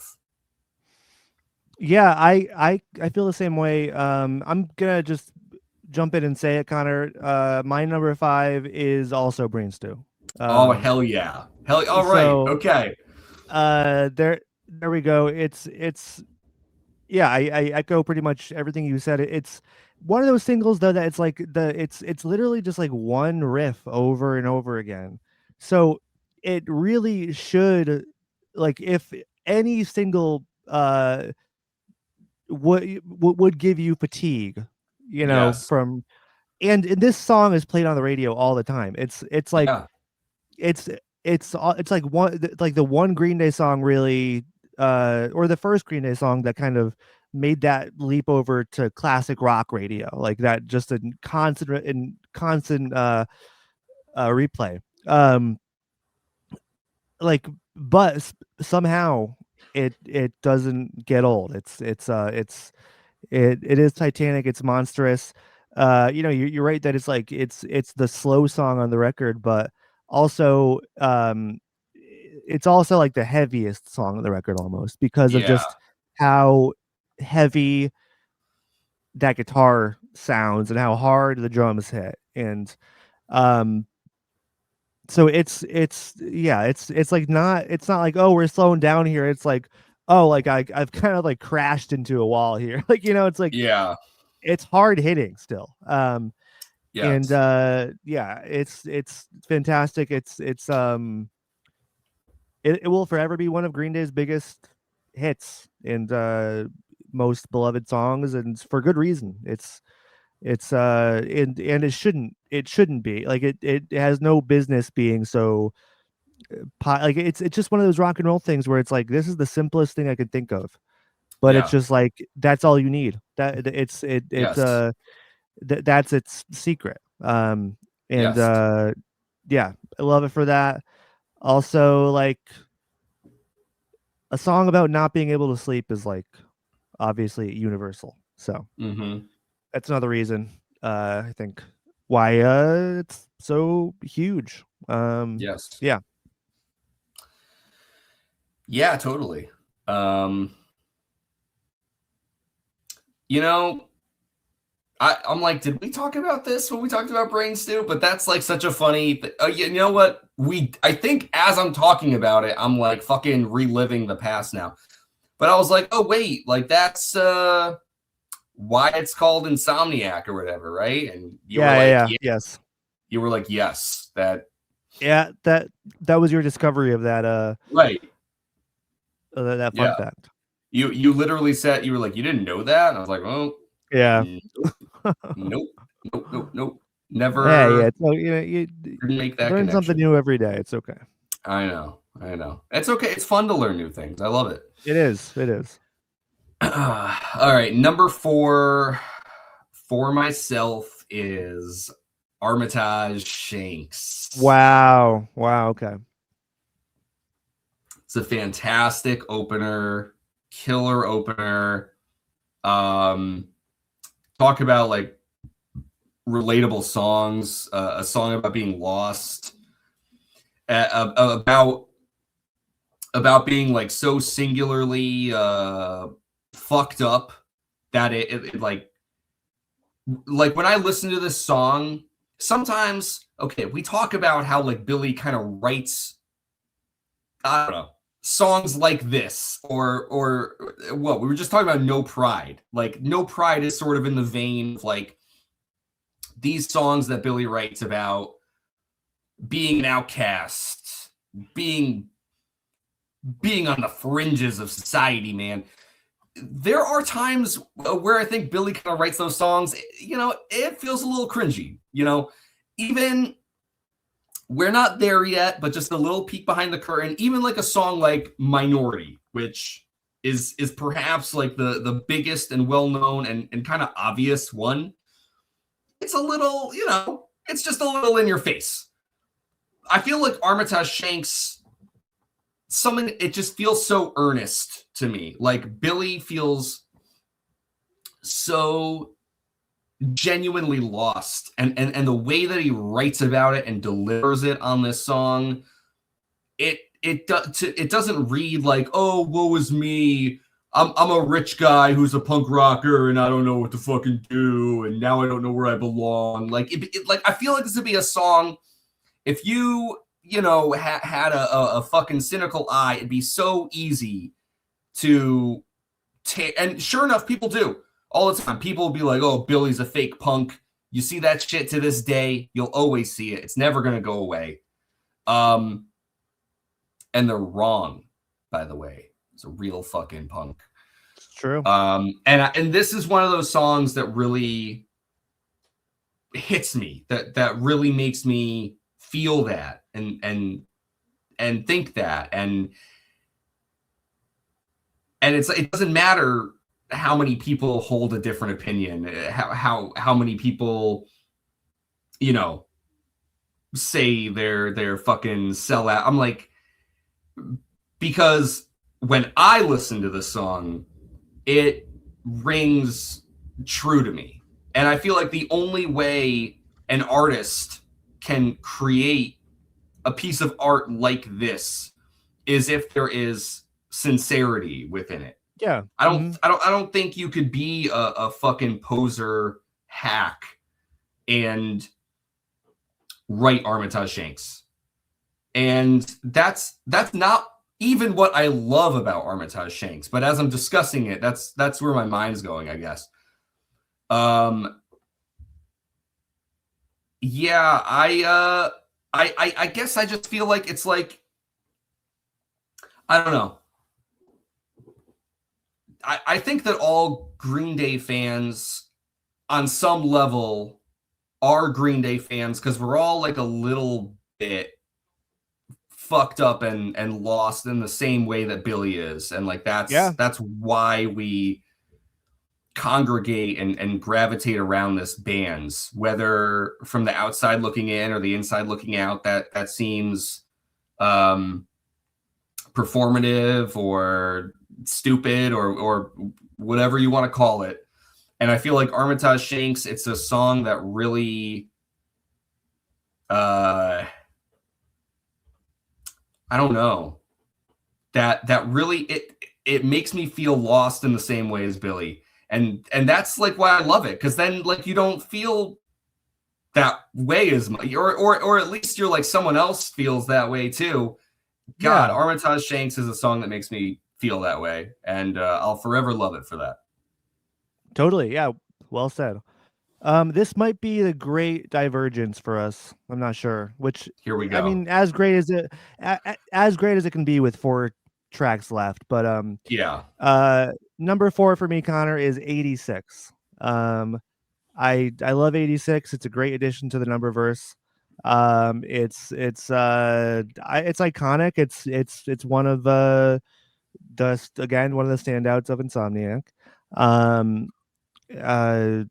It's got one of the best drum parts in Green Day's discography. But it's just like, for me at least, number 4 in the bangers list. But it's still legendary to me. And it's meaningful, obviously, for the band and their story. It's part of their history, and that's it's, I don't know, it's iconic for fans for a reason, and it's important to note. Oh, totally. I'll have a little bit more to say on that when we come back around to it. Yeah. Really, the greatest divergence, it seems, or I guess one of the two. I'm not really sure what the other one is. I don't know. But Where did you have Westbound Sign again, Connor? Way up at number 12. Yeah, I was like, that was far Wow. back. Well, Yeah, I have yeah. Westbound Sign at number 3. So Wow. Yeah. that's maybe going to be our biggest swing here. For me, I don't know. I was listening to this song. I mean, I have always liked this song. I think this is the song where I'd be like, oh, I always like this song, but going through our podcast discussion, this is the song that I like more through our discussion. I guess if that makes sense. I feel like that when we were talking through it, this one I think jumped up higher than what it would have been if I were just ranking before we sat down to talk about this. And a big part of that is like thinking about Billy writing from 80s perspective. And with a lot of songs, we know that Billy sort of writes from this character perspective, even on a song like Brat, right? Even on songs that don't feel like obviously character songs or whatever you want to call them, like you kind of always have to take it with a grain. Even songs where like you listen to them and it feels invisible and you're like, this song's about Billy. It's like, yeah, they're all about Billy, right? But yeah.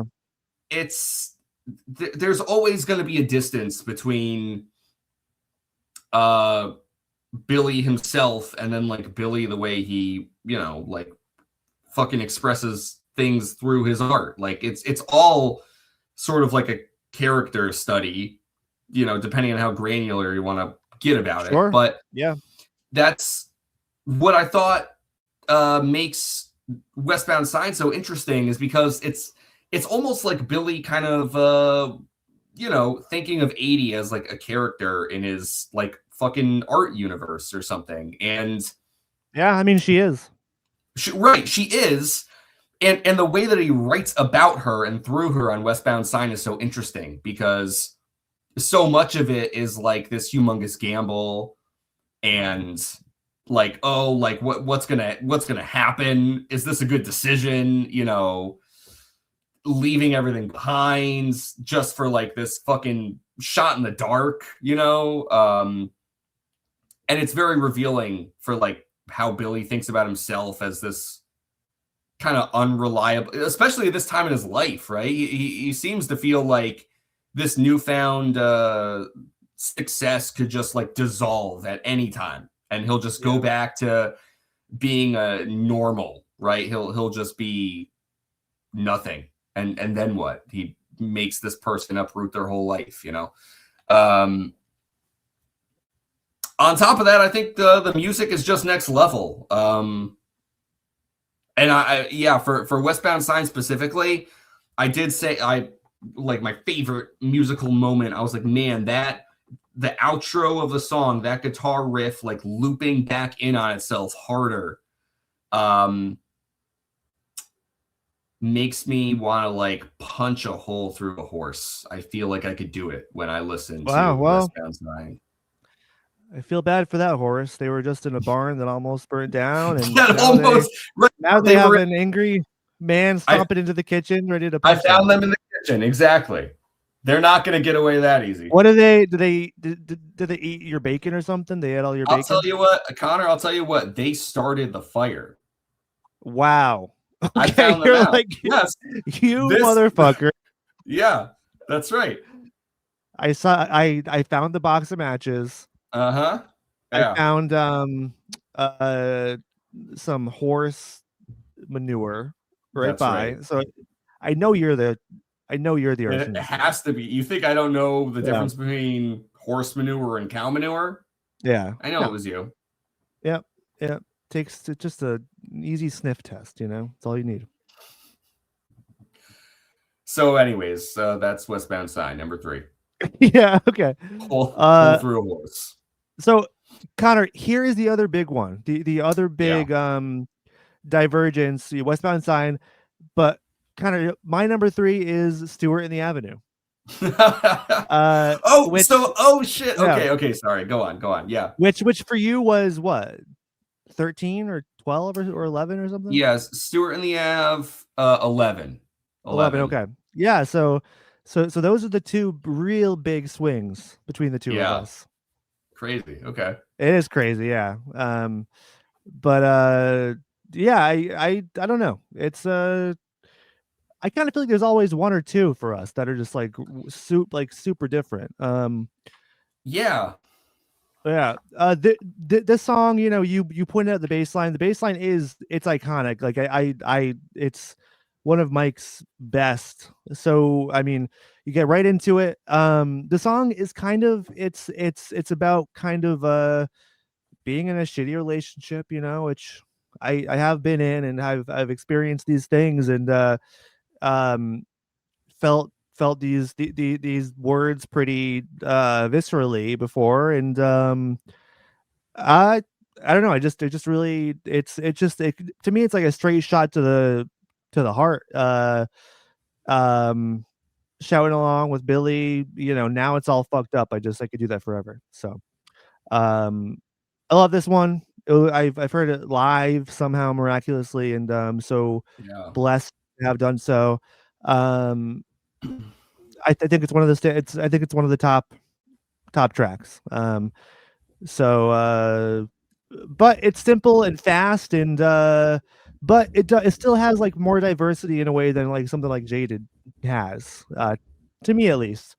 I mean they're both great songs, but yeah, so I think it's up there for me.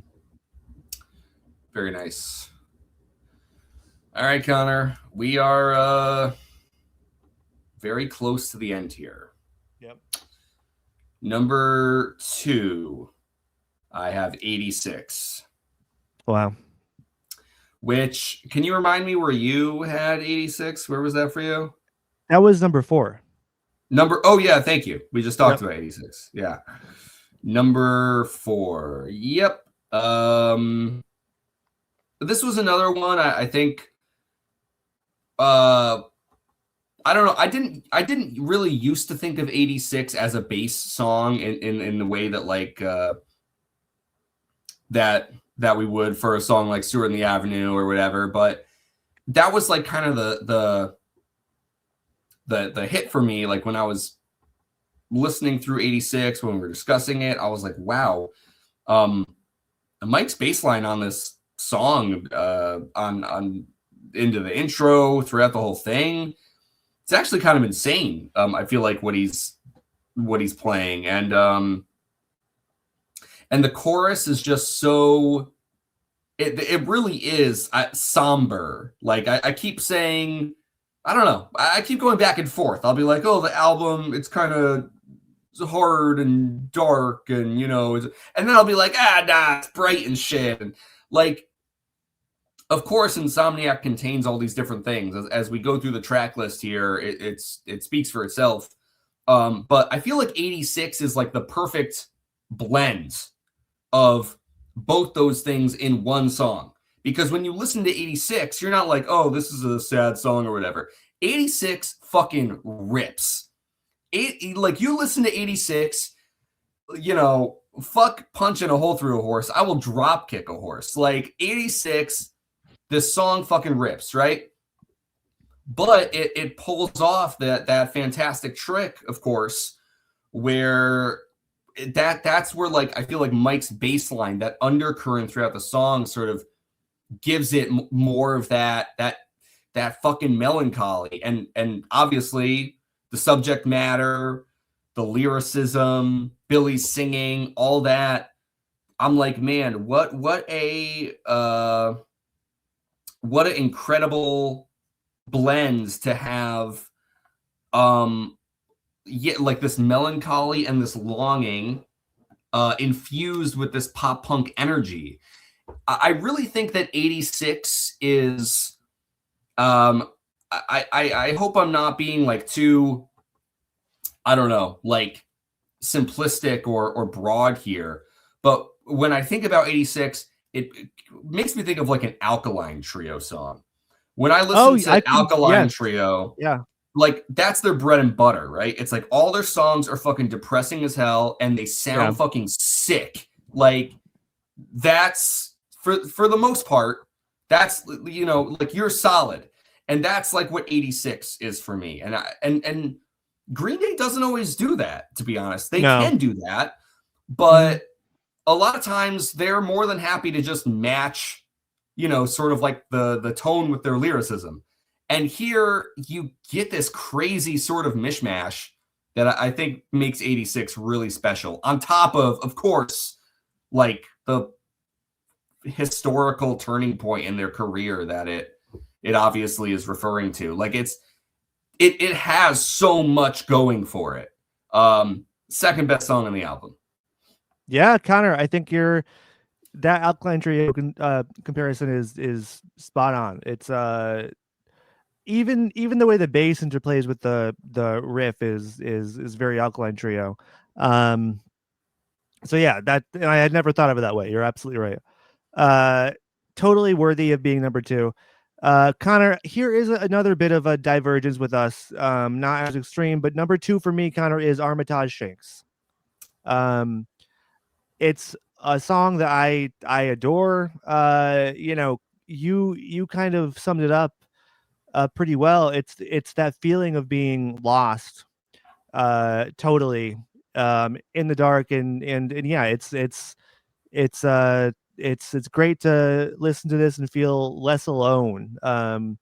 Many points in my life I have listened to this song and taken that comfort from it. And it's also got a fucking killer drum intro to the album, like one of Green Day's best album intros, I think. Another one that I've been blessed to hear live. I think you've heard it live too, actually. I think they played it at that Bowery Ballroom or whatever it was, or what was that? Whatever. No, I think you're right. Bowery, yeah, Bowery in 2016. That was fucking amazing. So yeah, it's a song that's always stuck with me. I very much resonate with those songs about being lost, and like obviously there's a great lineage there. And you know, I think it does. There is like a shared DNA with the songs of being kind of the outsider, but the being lost songs are kind of like a sub category of those. Even like, you're right. I feel like they're. I feel like this is like it's like X-Kid, Rusty James. Yeah, you're right. You're right. Yeah, you know, so but you know, there is like they're holding hands for sure. It's the same person, obviously. So yeah, I'm a sucker for that lineage of Green Day song. And this is kind of one of the earlier ones. You know, obviously, like even a song like Android or Christy Road or something, you know, it kind of there's shades of that obviously throughout the entire catalog from the beginning. Yeah. But this is a great addition to that line. Love it. That's my number 2. I kind of feel like we got the same number 1. Yeah, I wasn't expecting us to be ending this way. I feel like, I mean, I can't remember our Dookie lists, and I'm only bringing it up because I could have sworn our conversation started pretty similar, where it was like, oh wow, we're gonna pit our lists against one another. Can't wait to see the wild variances in a pit. And then we like went through and we were like, oh, this is actually pretty similar. We actually, there's a lot of it's almost like playing rock paper scissors with someone with the same name as you. It's exactly not as easy as it looks. Connor, I have the Dookie list. Do you remember what your number 1 was or no? Yes. I do. I had I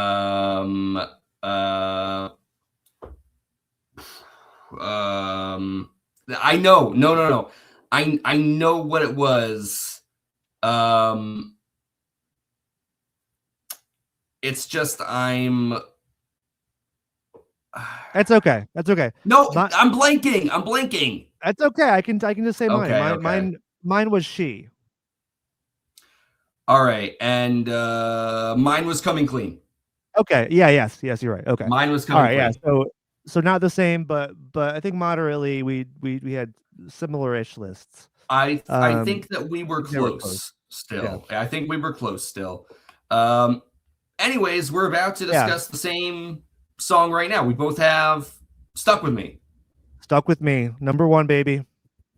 And to like going into this list, I didn't know that it would be Stuck With Me. Like I didn't I wasn't like, oh yeah, the number 1 song is definitely Stuck With Me. Like that. I like agree. That wasn't instant for me. But it did but it also like doesn't feel wrong at all. It also became apparent like as I was working through the list. Oh yeah, this is going to be number 1. Yeah. I am pretty much right there with you where I didn't feel. I actually remember now when I was going through Dookie, I'm pretty sure that I said, I was like, you know what? I felt pretty damn sure Coming Clean was going to be number 1. That like really came together for me. That was like a big moment as we were like going through and discussing Dookie. Because I didn't historically have that same, I don't know, like appreciation for the song. And so like now later in life, I was like, damn, what an incredible fucking well-deserved number 1, Coming Clean. Stuck With Me. I mean, this is like a childhood favorite. And so it's fun to circle back around to it and be like, man, that kid was onto something. It doesn't mean that whatever I talk about obviously is the same shit I would have said, but it's like, it doesn't really matter what you say. It's like I feel like when you get to songs like this, like, trust me, I have things to say about it. I could talk about the fucking song, but it's like you kind of get to like some sort of echelon of songwriting or artistry or whatever, where it's like there's something innate to it. There's something sort of undeniable where it's like, yeah, you could dance around it. You could try your best to articulate it, but I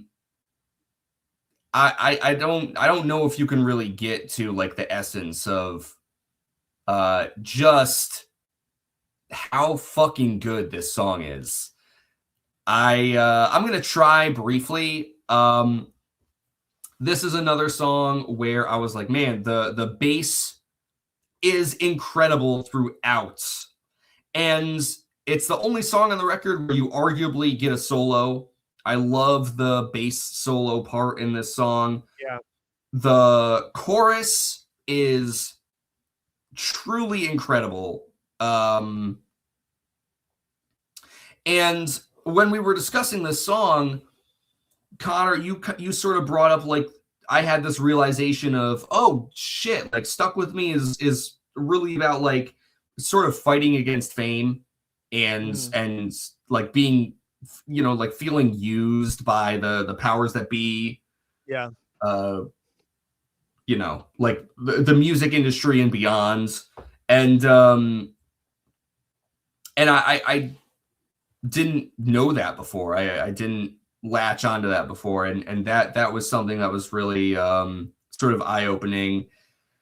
Yeah, this song is like everything that I love about this era of Green Day. The abrupt start-stop, like propulsive fucking verses into this like somber, soaring, sing-along, catchy chorus.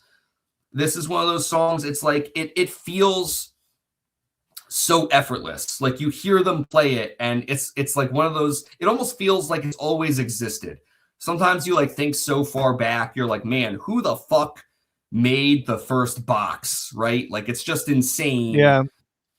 It's an insane comparison to make when talking about Stuck With Me. But it's like when I think about Stuck With Me, I can't imagine like coming up with this song. You know what I mean? Like I can't imagine sitting down and just making it's like fucking when you're watching the fucking Get Back and the Beatles are just sitting there and they're just like, oh, oh, I think maybe this song should go like this, and they just like fucking, and you're like, what? There's just footage of this. They're just doing that. Like that's what Stuck With Me feels like. It's incredible that there was ever a time when like these three guys came together and made it. Right. It is a fucking pinnacle Green Day song. Yeah, Connor, I couldn't agree with you more. I think it really, really is. And the remarkable thing about this to me is that like obviously it's like maximum Green Day, but it like takes everything that's great about Insomniac and just like boils it down to, you know, like a 2.5 minute uh classic Green Day punk uh poppy song. Like it's like everything about the record in one 2 minute 30-second package that's uh it's like perfectly refined and uh you know simplified, but not like not not missing any of its like vigor or like venom. Like um I don't know, it's got to be really like one of the most underrated Green Day singles, and I think we talked about this a bit on the actual episode, but um yeah, it's an example of just like Green Day doing what they do best. Like this is the formula. This is the magic in a little bottle. That how they got there. Well, we've been on this journey from the beginning, so we can kind of see the footsteps in the sand, but still it's like they just did. It's just them. It's just the three of them. That like that's how they got there. Like this isn't, you know, the drums are obviously great, but like they're not crazy or anything on this song, but they wouldn't have gotten the song with Kiffmeyer. Like, and again, I'm not shitting on that guy, but it's like it's just the three of these guys, Trey Cool, Mike Dirnt, Billy Joe Armstrong. Nobody else could have came out with this song. That's just it. It's just that is the truth. And yeah, it's just like one of the most refined examples of like Green Day's essence. I think I think you're right, and for that reason, I think that is why it's number one here. Wow. Well, Connor, it's fun ending this pretty close ranking list on a note of complete agreement, because absolutely, damn, what a well-deserved number one song. Definitely. Yeah. Fuck yeah. Listeners, if you want to share your rankings with us, we'd love to see them. Always in the mood to read a good Green Day ranking, believe you me. Yes. Connor, any final thoughts on Insomniac or our ranking? Wow. Well, it's always fun going through a ranking with you. You know, the thing is, we only started doing this with Dookie, so at some point we'll have to go back to 39 Smooth and Kerplunk.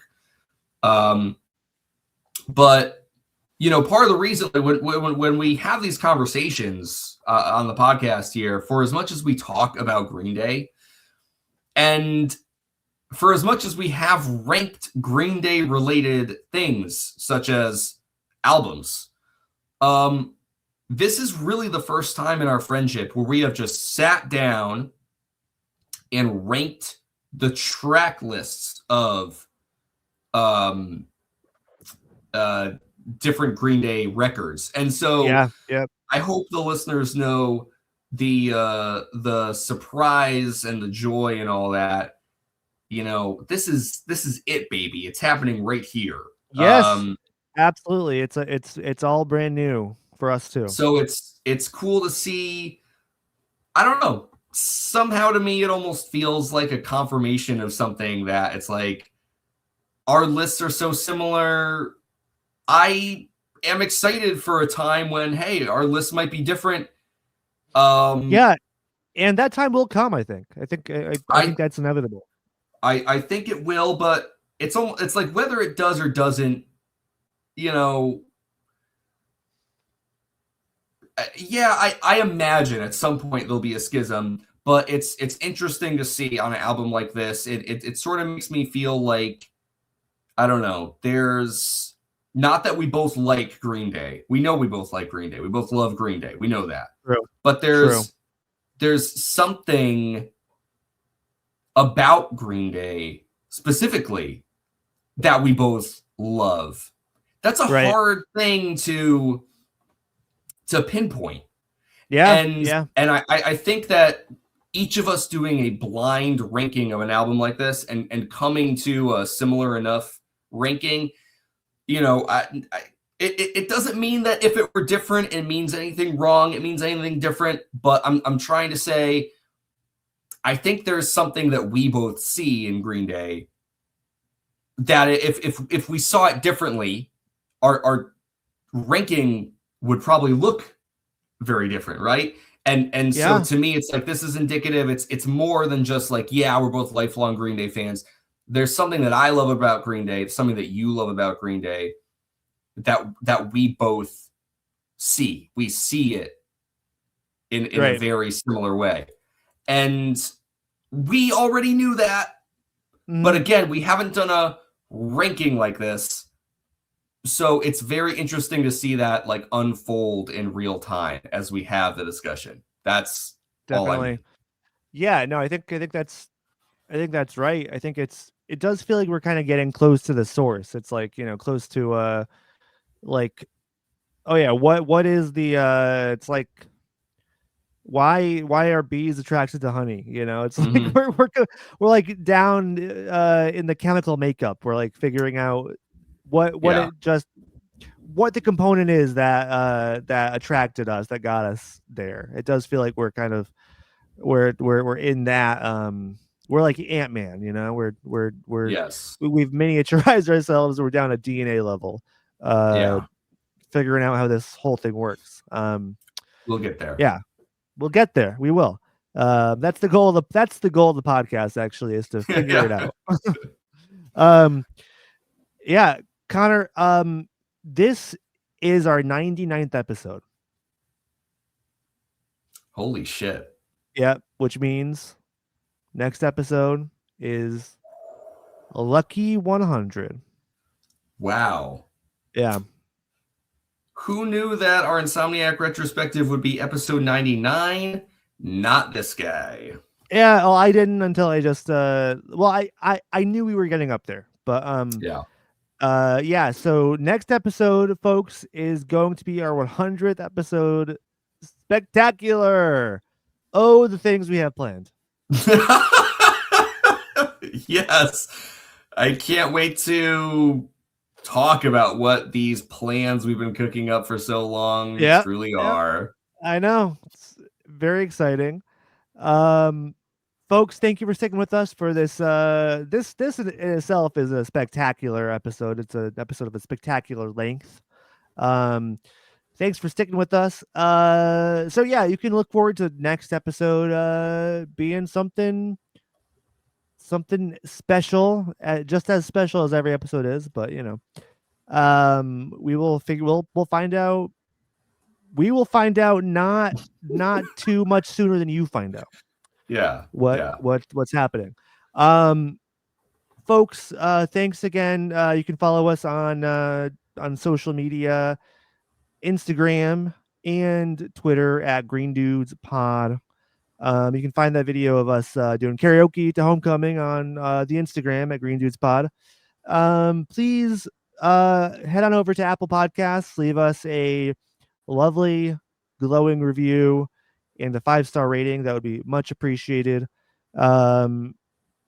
Spotify too, you can leave us a rating, and I think you can comment on individual episodes or something. So if you want to do that, that would be cool too. Shoot us an email if you want. Email us at greendudespod@gmail.com with your Insomniac ranking or your Green Day story. We would love to hear it.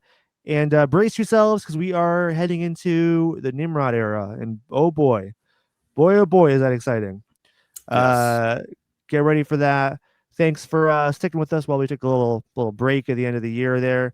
But we are going into 2026 full steam ahead. Going to be a big year for Green Dudes. We're coming out swinging, baby. Connor, any final words of wisdom you want to impart? No, I think after all these months of being an Insomniac, Connor, I am ready to get some shut-eye. All right, you can finally get some sleep. We finally will be counting sheep, and but they won't run out. We will fall asleep before they run out. Folks, until next time, as always, stay punk. All right, stream over.